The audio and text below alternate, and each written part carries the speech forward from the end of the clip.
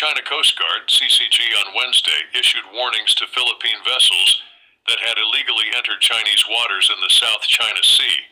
The CCG stated that the conduct taken by the Philippines was a serious violation of international law and the fundamental principles of international relations, and it encouraged the Philippines to immediately discontinue its activities.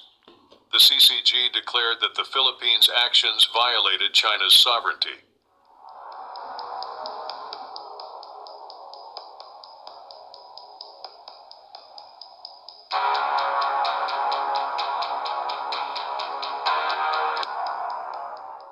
In the past several months, there has been an increase in the number of illegal incursions into the South China Sea that have been carried out by the Philippines.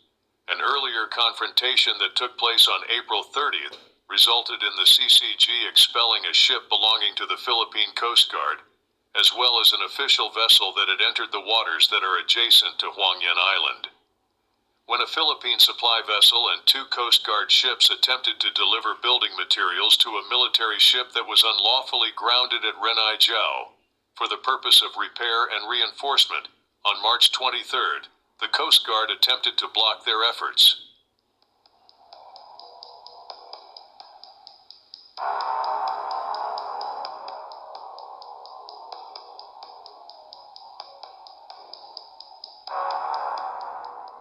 The China Coast Guard has stated that it will continue to carry out law enforcement activities in waters that fall under China's authority, as required by law, and will steadfastly protect China's territorial sovereignty, as well as its maritime rights and interests for the foreseeable future. A new violation of China's sovereignty has been committed by Atin LTO, an organization that is associated with the Akbayan Party, which is a staunch champion of anti-China policies in the Philippines.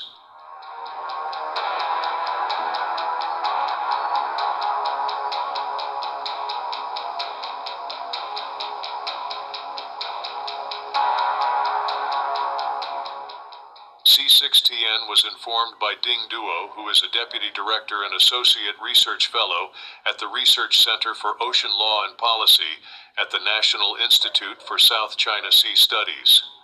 Duo stated that the so-called non-profit civil group has previously carried out actions of this nature in the South China Sea. A convoy consisting of around 40 vessels was planned by Atin LTO in December 2023, with the purpose of delivering supplies to the Philippine military forces who were illegally occupying Renai Jiao in China.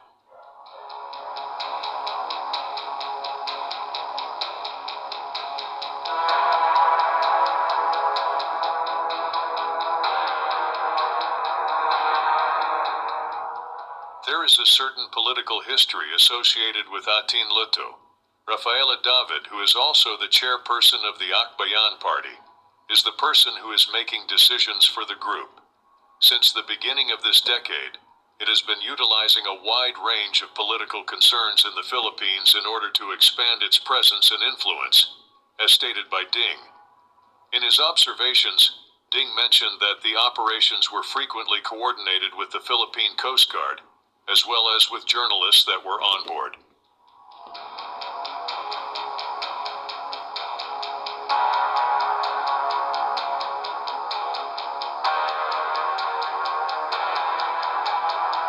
Marcos Jr. gained power in 2022. There has been a noticeable increase in the level of tension in the South China Sea. At the same time that Ding compared the Marcos government to a gambler who pursues short-term political benefits, he stated that Manila's more frequent provocations in the waters of China have escalated tensions and put regional stability in jeopardy, with little care for the well-being of the people on both sides.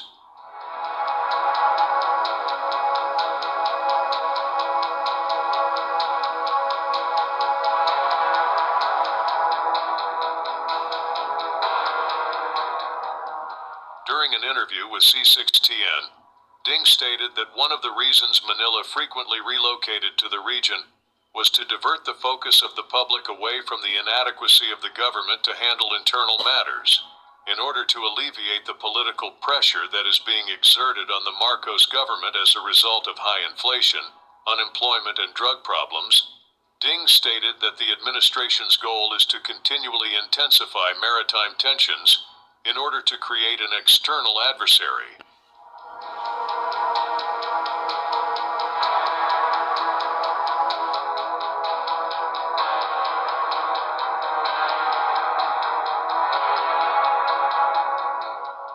With the signing of the Declaration on the Conduct of Parties in the South China Sea in 2002, China and the countries that make up the Association of Southeast Asian Nations, ASEAN, made a joint commitment to resolving territorial and jurisdictional disputes by peaceful means through friendly consultations and negotiations by sovereign states directly concerned.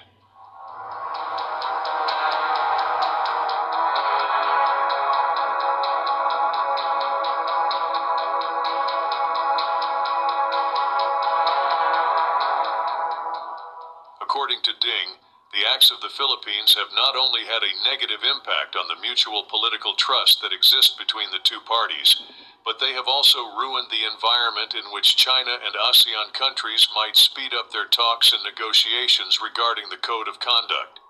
From what can be seen in the acts of the Philippines, it appears that the country has not fundamentally acknowledged the significance of getting back on the correct path, said Ding.